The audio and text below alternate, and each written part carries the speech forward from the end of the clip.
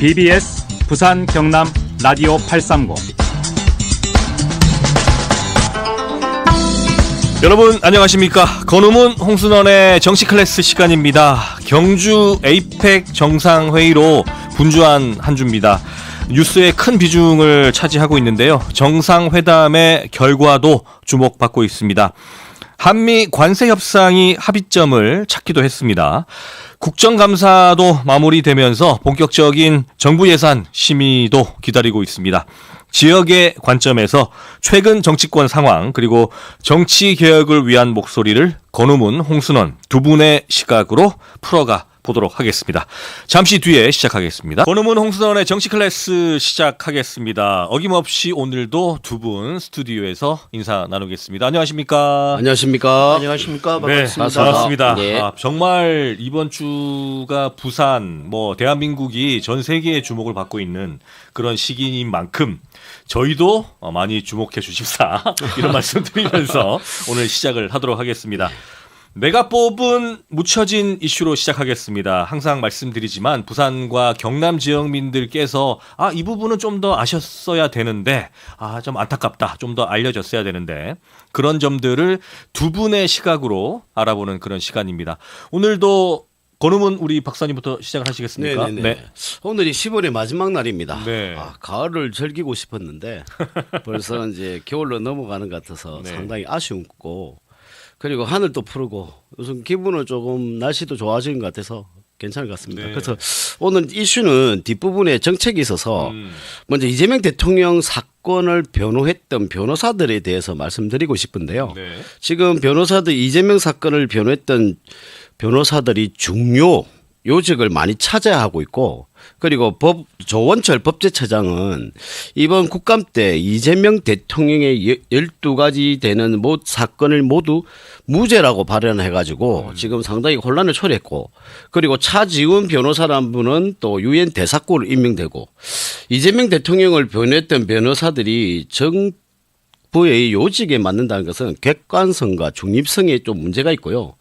이걸 보면 윤석열 정부 때 검사 출신들이 각 기관에 기관장을 임명됐을 때 민주당이라든지 언론에서 상당히 많은 질타와 그다음 비난을 했었는데 누구는 되고 누구는 안 되는 이런 상황을 어떻게 국민들이 바라봐야 될지도 한번 생각해 볼 문제라고 봅니다. 네. 에이펙 기간 동안 그 이슈들이 지금 뉴스를 장식하면서 이런 점들이 좀 국민들이 더 알려져야 된다 이런 말씀이신 네, 거죠? 거의 국민들은 잘 모르고 계시는 것 같아요. 언론 쪽에서도 많이 나오지도 않고 그리고 민주당의 이재명 대통령을 변호했던 변호사들이 5명인가 6명 정도가 공천을 받고 지금 국회의원은 현직 활동을 하고 있고 지금 이재명 대통령이 되고 난 후에 같이 변론했던 변호사들이 지금 중요 요직에 포진돼 있다는 것은 아직 국민들께서도 잘 모르는 부분 같습니다. 알겠습니다.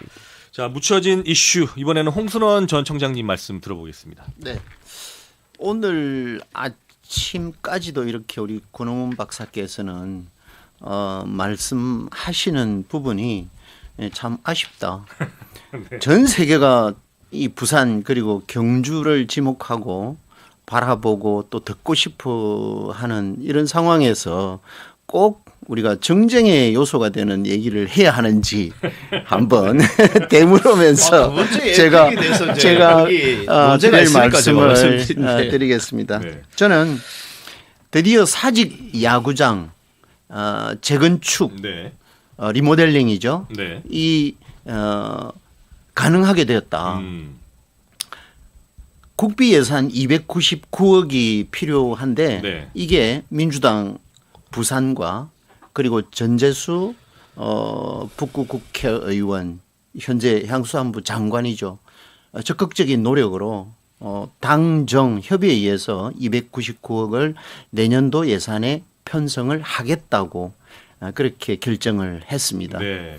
참고로 이 부분은 지난 4월에 제1차 행정안전부에서 실시하는 중앙투자심사위원회가 있거든요. 네.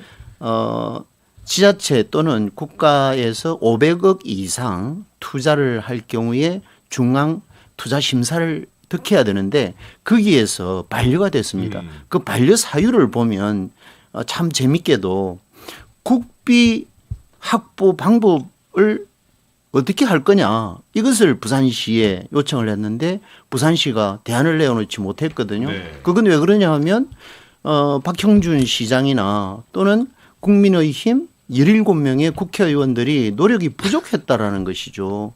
아시다시피 지난 4월은 윤석열 정권 하에서 이루어진 것 아닙니까?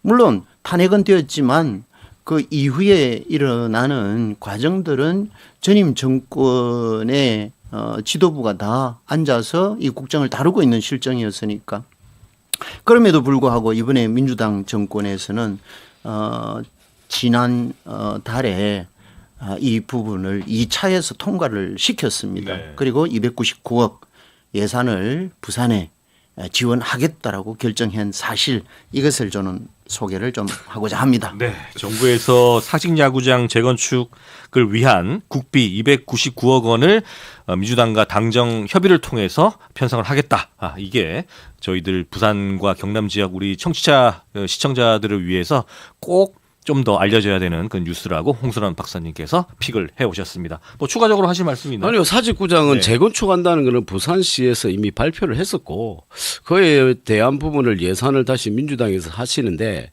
어쨌거나 지금 부산에 있는 국회의원이나 네. 어쩌면 무능하다는 약간 물타기식으로 말씀하시는 것 같아서 상당히 뭐 아침에 뭐 그렇게 기분 나쁘진 않지만은 뭐 사직구장이 뭐 다시 재건축돼서 우리 부산 시민에게 돌아간다는 부분은 상당히 긍정적인 반응이라 봅니다. 네. 근데 이 부분은 어쨌든 국비 확보 문제를 네. 짚으신 부분이기 때문에 네.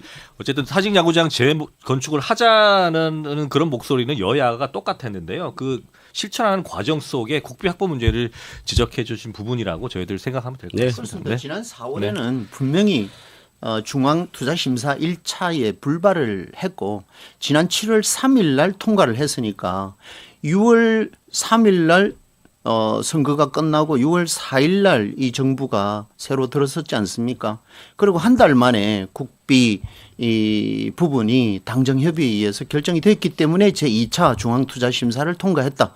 그래서 이 열과 같은 대한민국 최고의 야구의 성지 부산에 사직 야구장이 새롭게 리모델링 된다라는 것은 부산 시민들은 모두가 박수 치지 않겠습니까? 그것을 저는 알려드리겠다라는 취지에서 말씀을 드린 겁니다. 네, 지금 한국 시리즈가 대전 구장에서 열리고 있는데 대전 야구장 보니까 부럽더라고요. 그래서 그렇죠. 네, 부산도 그런 야구장에서 많은 관중들이 함께 롯데자이언츠 그리고 우리 연고팀을 응원할 수 있는 그런 시간이 빨리 왔으면 좋겠습니다.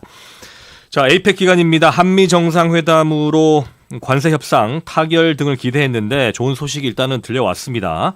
한미 정상회담의 결과물, 지역의 관점에서 어떻게 지켜보셨는지 두 분의 생각들을 좀 들어보겠습니다. 이 부분은 이 부분은 홍 박사님 먼저 예. 하셔야 될 것 같아요. 네. 아시다시피 제가 그동안에 방송에서 몇 차례 이 부분을 놓고 우리가 대화를 할 때 국민의힘 쪽에서는 늘 부정적으로 생각을 했고 그렇지만 저는 일관되게 이번에 에이펙 한미 정상회담에서 반드시 결정될 것이다. 그리고 될 수밖에 없다. 그 이유는 한미 동맹의 관계가 지속화되어야 되고 또 그동안 잘 되어 왔었고 그리고 한중일 관계라든지 또 한미일 관계라든지 주변 국가와의 안보의 문제 또 경제 협력의 문제 이런 것들을 볼 때 반드시 통과가 될 수밖에 없다라는 말씀을 또 드렸죠. 거기에다가 중요한 것은 이재명 정부에서 똑똑한 외교를 하고 있다라는 거.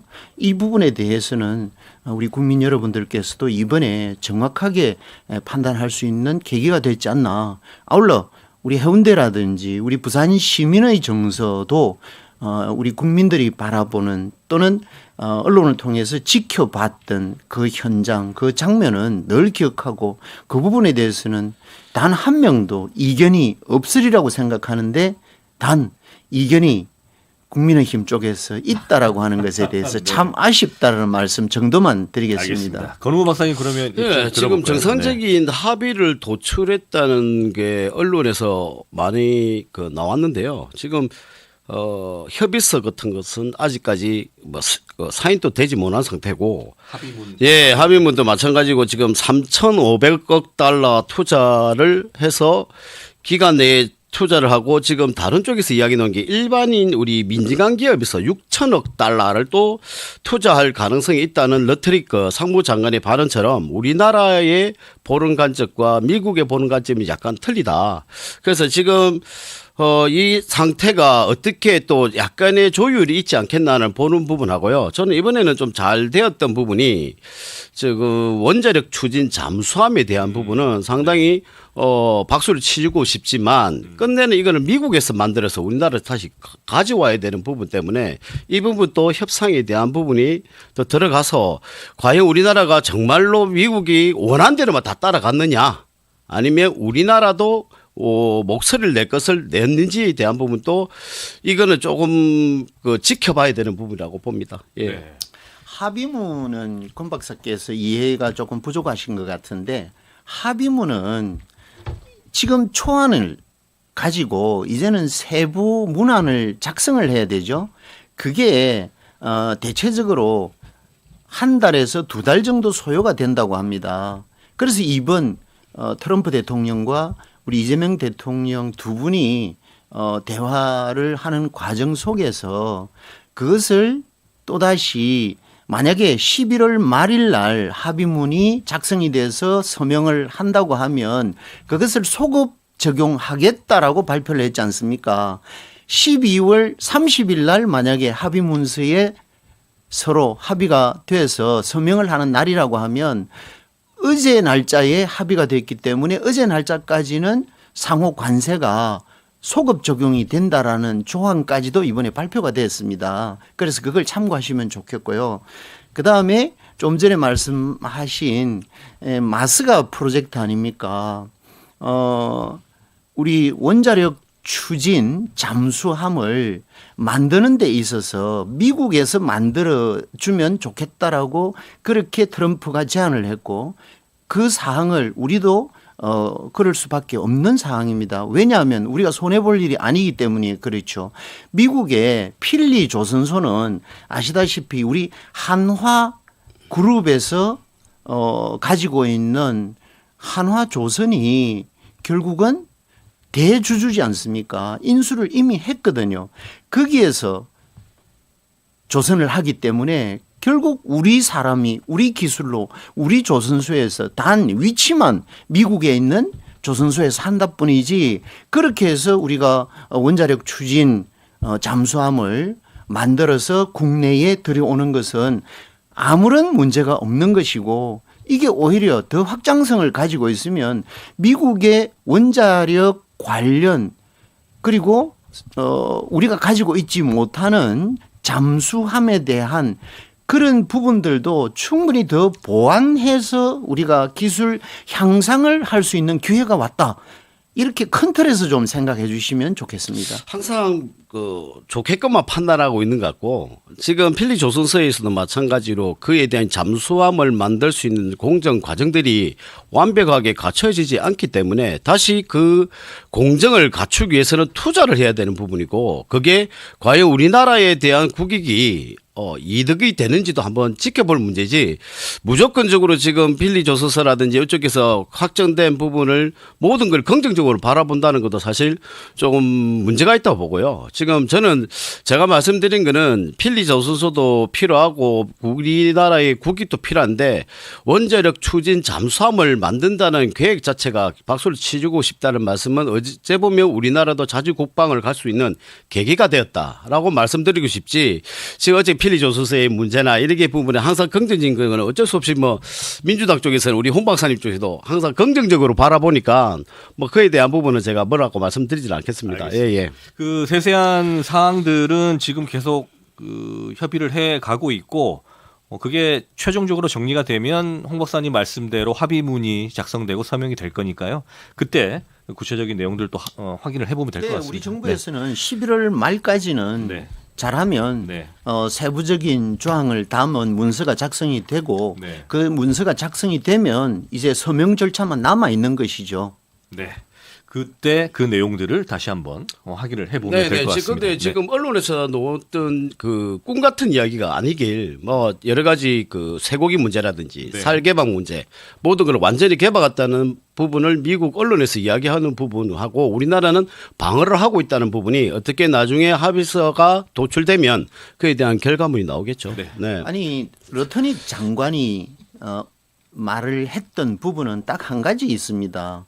반도체 관세 부분에 있어서 아직 완전 합의에 도달하지 못했다라고 그렇게 표현을 했고 우리 측 정책실장은 거기에 대해서 이렇게 설명을 했습니다.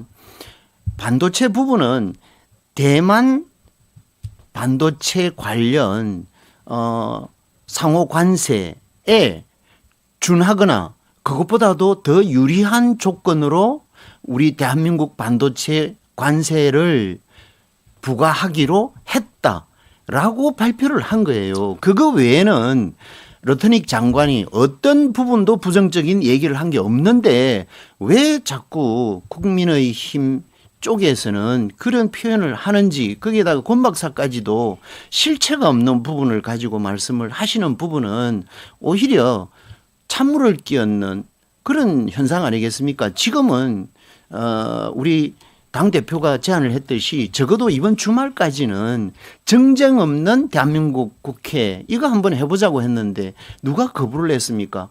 국민의힘이 거부를 했습니다. 국민의힘은 대한민국 국민이 아닙니까? 이틀 동안 정쟁 없는 대한민국 만들어 가는데 그렇게 불편합니까?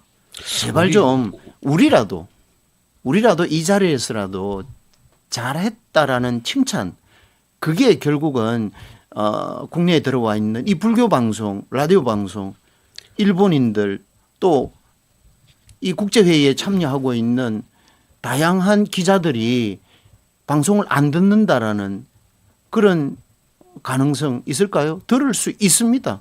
자, 우리 홍 박사님께서는 자꾸 국민의힘에서 발목을 잡다고 생각하는데 러터릭 상무장관이 분명히 반도체에 대한 협상은 없었다는 이야기를 했어요.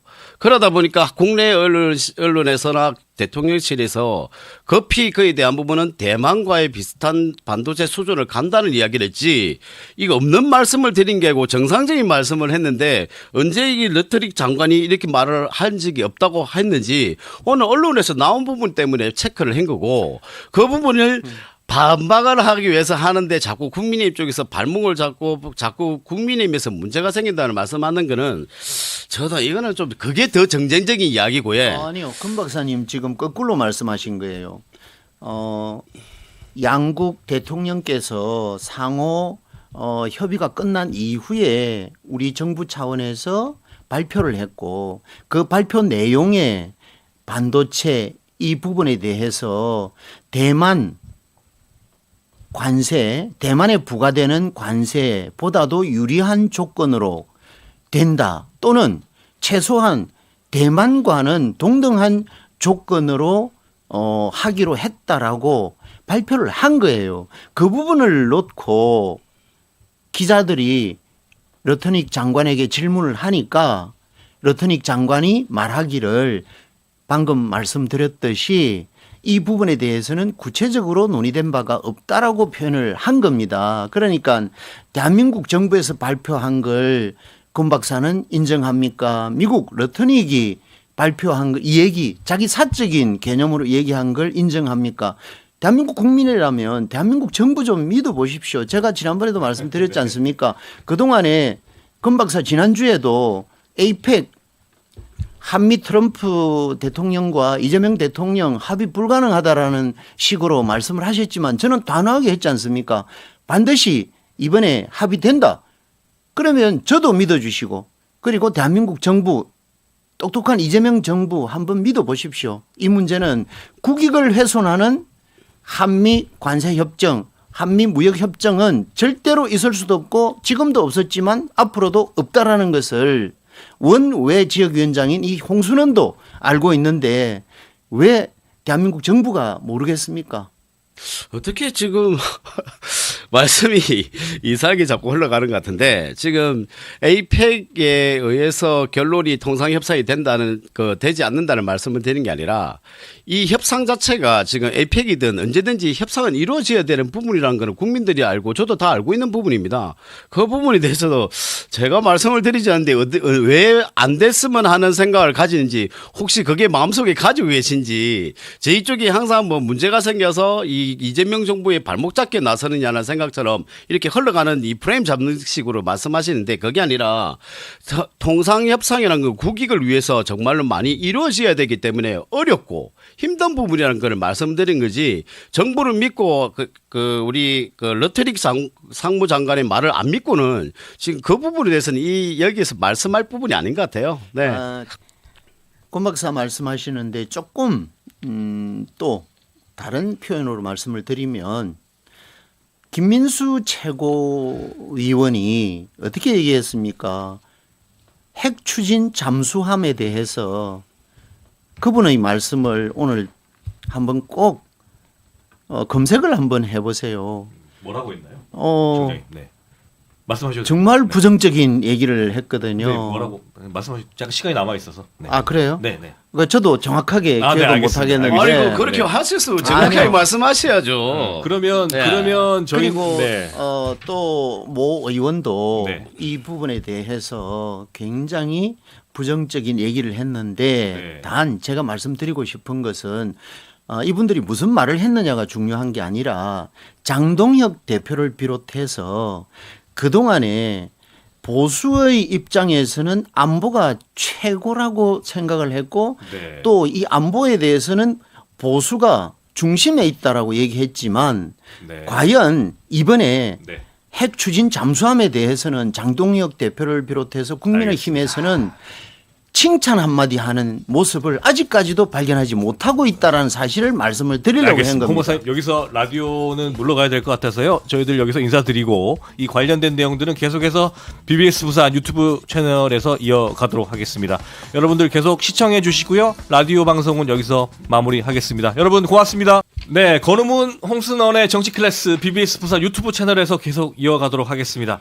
에이펙 정상회담 합의 관련해서 국익의 측면에서 정말 잘 이루어져야 된다는 그 한마음은 똑같습니다. 똑같은데 이제 그 각 정당별로 여러 가지 평가에 대해서는 좀 엇갈리고 있는데 지금 홍 박사님이 말씀을 하시다가 제가 끊었는데요. 계속해서 이어서 좀 말씀해 주십시오. 그래서 장동훈 대표가 그 안보에 관련된 것들은 보수에서 굉장히 중요성을 강조했는데 조금 뉘앙스가 애매했다 이런 말씀이신 거죠? 애매한 게 아니라 부정적인 부정적으로. 표현을 한 거죠. 네. 네, 그래서 그런 모습들은 바람직하지 않다. 네. 그리고 네. 그동안에 그 줄곧 얘기했던 정권을 놓고 우리가 한번 보더라도 전임 정권 때 어떤 표현까지 했습니까? 심지어 윤석열 대통령은 우리가 필요하면 핵무기도 금방 만들 수 있다 이렇게 표현을 했지 않습니까? 그래서 미국에서 당장 어떤 결정을 했습니까? 우리나라에다가 이 핵무기 관련 집중 뭐라 그럴까요? 집중적으로 관리해야 하는 대상국으로 지정을 해버렸지 않습니까? 그래서 굉장히 이 정부가 들어서서도 핵 재처리 문제라든지 이런 부분에 대해서 협상하는 게 굉장히 난제였는데 이 부분을 해소하는 바로 가장 중심에 있는 대통령의 입장에서 공개적으로 말씀을 하셨지 않습니까? 어느 누구도 서로 간에 인사말을 하는 도중에 핵 추진 잠수함을 우리가 꼭 가질 수 있도록 미국 정부가 승인을 해달라. 트럼프 대통령께서 승인을 해달라. 이 말에 우리는 깜짝 놀랐고 또 그것에 화답을 해왔고 또 당장 24시간이 지나지 않은 그날 저녁에 트럼프는 승인을 해버렸습니다. 네. 이 부분을 놓고 우리가 볼 때 국민의힘에서도 소위 말하는 이 안보와 직접적인 관계가 있는 안보를 제일 중요시한다라고 하는 이 보수 국민의힘에서도 네. 이런 부분에 대해서는 강하게 찬성하고 또 강하게 칭찬할 수 있는 그런 과정들이 아쉽다라는 것이죠. 네. 저는 좀 강하게 네. 한번 칭찬해 주시죠. 아니, 저는 말씀대로 정부에 대한 원자력 협상에. 추진 네. 잠수함에 대한 부분은 언급은 저는 박수를 치주고 싶다 분명히 말씀을 드렸고요. 네. 자꾸 아까 초반에 그 방송할 때부터 홍 박사님은 국민의힘이 자꾸 발목을 잡고 왜 칭찬을 안 해주냐고 하는데 그건 나중에 민주당이 어떤 행태는지 뒤돌아보시면 되는 거고요. 지금 제가 이제 말씀드린 거는 원자력 추진 잠수함에 대한 부분은 우리 핵탄두를 만들겠다는 뜻이 아니거든요. 그냥 연료만 이제 핵 추진으로 쓰겠다라는 게 지금 북한, 중국, 그다음 러시아 쪽과 여러 가지 그 태평양, 우리 그 태평양에서 작전을 하는데 대한민국의 역할이 자꾸 커지고 있는 부분이 있습니다. 왜냐하면 러시아라든지 북한하고 모종의 관계, 군사 협력 관계, 그리고 우크라이나 전쟁에 지금 파병했던 관계, 이런 관계를 볼 때 미국에서도 지금 대한민국하고 손잡지 않으면 조금 동북아가 좀 혼란스러운 부분 때문에 그 원자력 추진 잠수함이지 원자력 잠수함이 아니라고 보고 있거든요. 그래서 나름대로 지금 우리 리튬 전지를 사용해서 원자력 우리 그 잠수함을 지금 만들고 있는 상태에서 조금 더 업그레이드 시키기 위한 하나의 방법으로 지금 미국에서도 지금 승인을 해준 것 같고요. 이거는 외교적인 부분, 안보적인 부분 여러 가지 변수들을 보고 추진인 것 같고 국민의힘에서도 마찬가지로 보수 정권이 안보에 대해서 무시한다?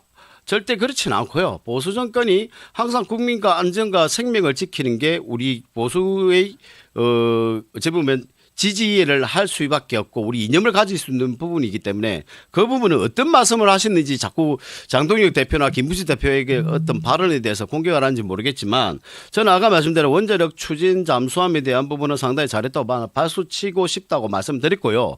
그런데 그 추진하겠다는 그 원자력 그 잠수함 자체를 이제 미국에서 우리 필리 조선소 하나가 가지고 있는 조선소에서 만들기 위해는 공정 과정들이 너무 많이 또 투자되고 시간적인 투자들도 있어야 되고 만들기 위한 또 공정들이 많이 남아있기 때문에 그에 대한 투자가 어떻게 이루어진 것도 확실하게 봐야 되기 때문에 그런 말씀을 드린 거고 지금 자꾸 뭐 우리 국민의힘이 뭐 자꾸 발목을 잡는다는데 제가 아까 다시 말씀드리니까 한번 뒤돌아보시면 민주당 행태가 윤석열 정부 때 어떤 행태가 있었는지 한번 더 되돌아보기 바랐으면 좋겠습니다. 알겠습니다. 네네.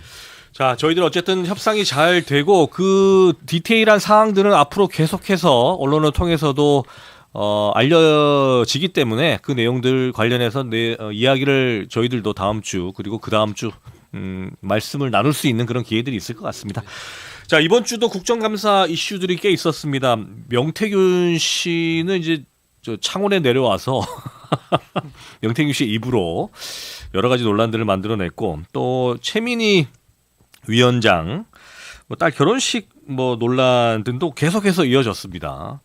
두 분은 지역의 관점에서 좀 어떻게 바라보셨는지 모르겠는데. 네, 최고 단연 어떠면 최민희 방통위원장이었죠. 네. 네, 그래 딸의 결혼식이 지난해 했는데 이번에 국감 기간에 딸의 결혼식을 했고 지금 공적 지위에 있는 위원장이 가족 관련 행사를 또 추위금 요구했던 부분, 그다음 반환 논란에도 또 휩싸였고요. 이거는 직무 관련해서 대가의 의혹이 분명히 제기되는 문제입니다.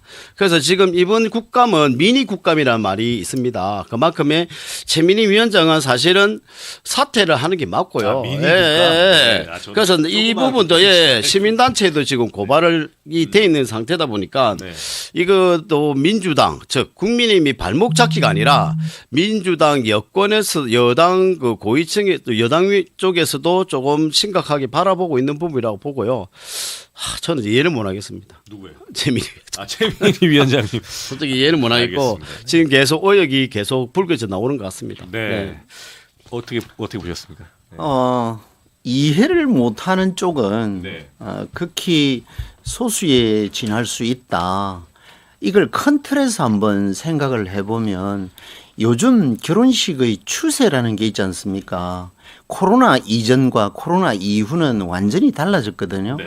코로나 이전만 하더라도 특히 정치인이나 또는 사회의 저명 인사들이 집안에 결혼식을 한다든지 또는 상이 나서 조문에 관련된 그런 안내장을 보낼 때, 지인들께 보낼 때 그때 계좌번호를 적지를 않았었거든요.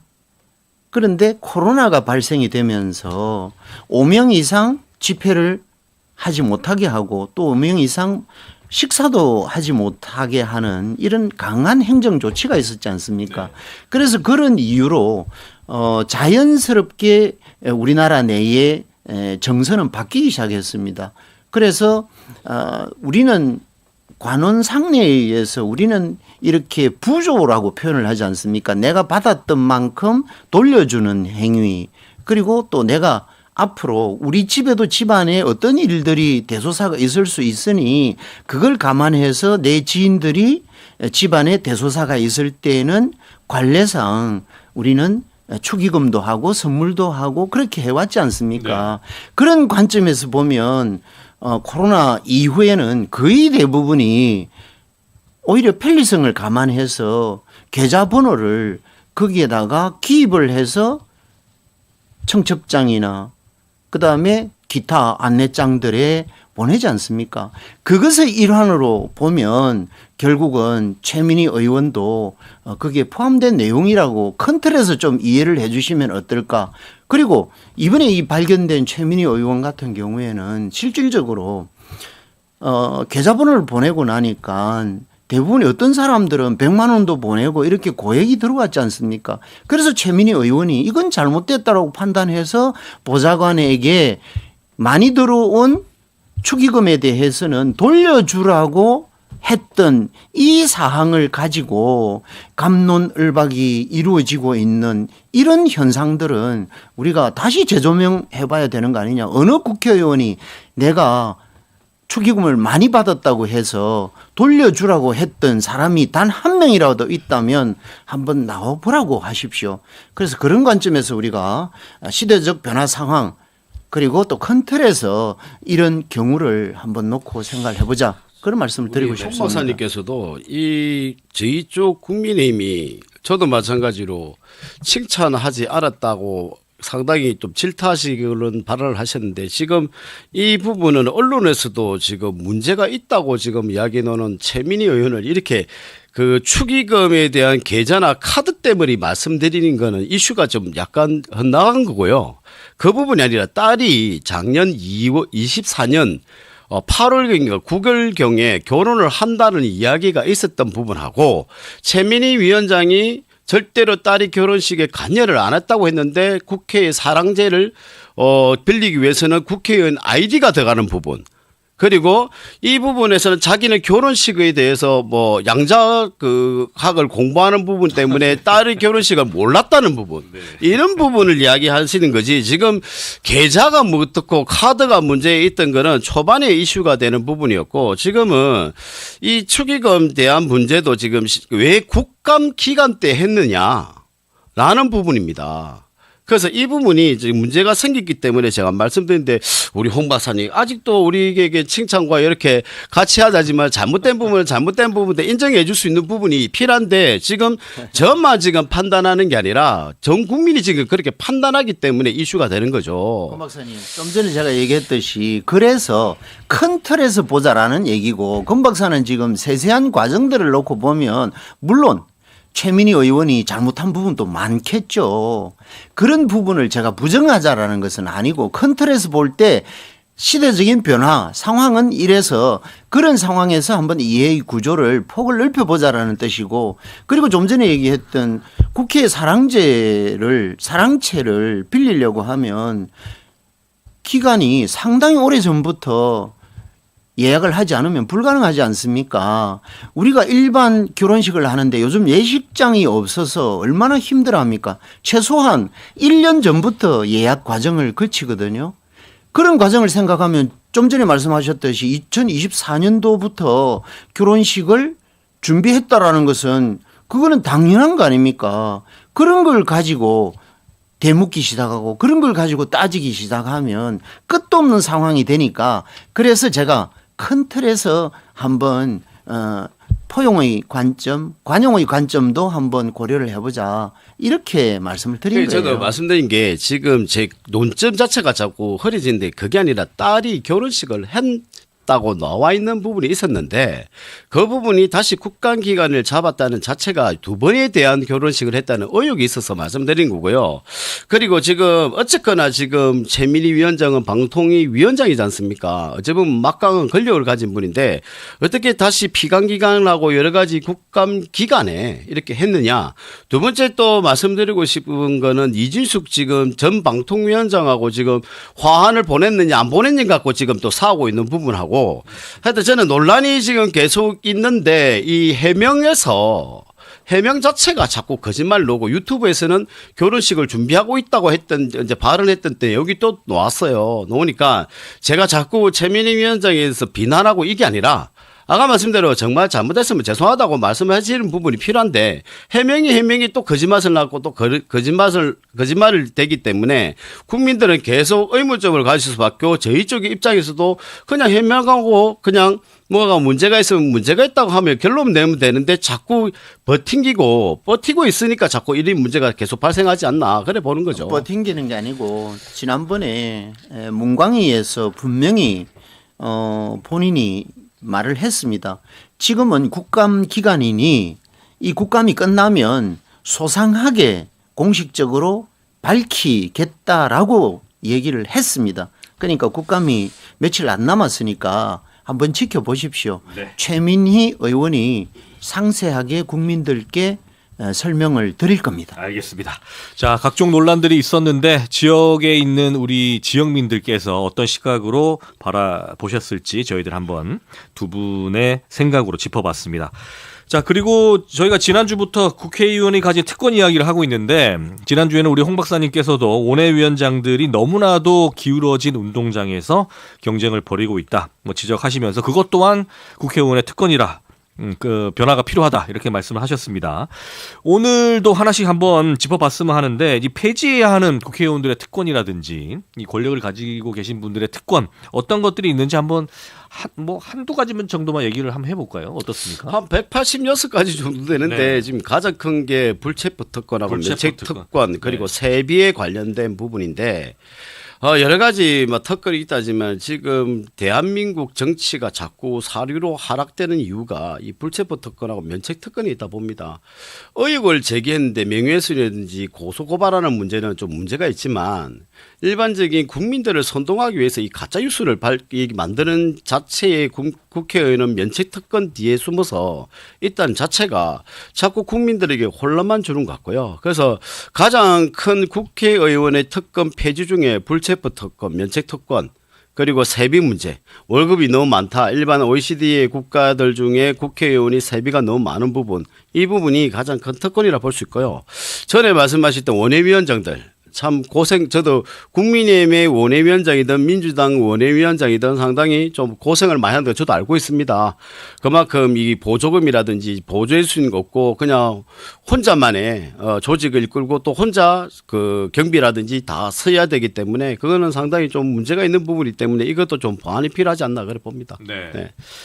지난주에 이어서 혹시 홍 박사님 관련해서 말씀을 해 주실 게 있습니까? 홍 박사 말씀하셨듯이 과도한 이 특권, 권한 이런 부분들은 반드시 축소돼야 한다. 그다음에 그 중심에 놓여 있는 게 불체포 특권. 이것은 어떻게 보면 국회의원들은 죽어도 놓지 않고 싶어 하겠죠. 네. 그렇지만 국민들의 눈높이에서 볼 때는 이제는 시대의 변화에 따라서 이런 부분들도 이제는 많이 축소돼야 한다는 데 대해서는 저는 100% 동의를 합니다. 네. 그리고 우리 민주당이 지금은 거대 여당으로서 중심이 되어서 네. 이런 부분들을 좀 앞장서서 축소화하는데 집중화를 좀 해주면 좋겠다라는 원외위원장으로서의 건의도 한번 드려보고 싶은 그런 말씀을 드리고 싶고 네. 그다음에 그 두 가지 정도만 말씀을 드리면 네. 국회에서는 이런 표현들을 하거든요. 원외 지역위원장, 지구당 위원장들이 건의를 하는 게 지구당 부활을 해달라고 요구를 하는데 그때마다 여당이든 야당이든 국회의원들은 표현하기를 국민들이 세금을 많이 쓰기 때문에 원외 지구당 위원장들까지도 세금을 써서 지구당을 부활하는 것에 대해서는 국민들이 반대한다. 이렇게 표현을 하거든요. 네. 그러면 이제 원외 지역 위원장들 입장에서는 할 말이 없는 것이죠. 그래서 최근에 우리 민주당 원외 지역 위원장들이 모여서 네. 이런 건의를 한번 하고자 했습니다. 네. 어떤 거냐면 그러면 운영비 지원 없는 지구당 부활을 해달라. 운영비 지원이 없으면 국민 세금 안 써도 되지 않습니까? 네. 그러면 최소한 그 이유는 사무실 공간이라도 있어야 거기 안에서 회의도 하고 그리고 당원들과 서로 소통도 하고 또 일반 시민들과 소통도 할 수 있는 그렇죠.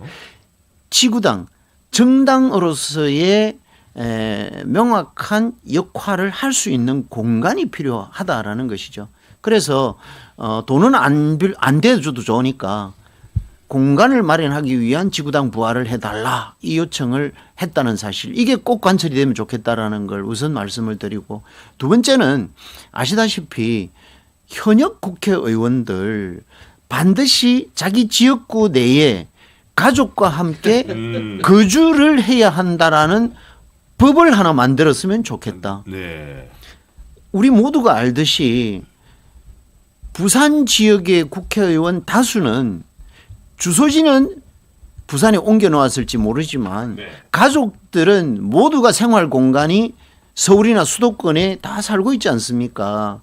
그렇다고 하면 이분들은 국정을 위해서 그럴 수밖에 없다라고 하지만 국민의 눈높이에서 보면 지역구 관리를 제대로 할 수 있는 부분은 엄청나게 협소하지 않습니까? 네. 그래서 이 부분에 대해서도 좀 강력하게 저는 법안이 마련되면 좋겠다. 이 두 말씀을 좀 드리고 싶습니다. 네. 저희들 국회의원이 가진 특권 관련해서는 계속해서 말씀을 나눠보면서 이런 것들이 좀 공론화될 수 있도록 노력해 가도록 하겠습니다.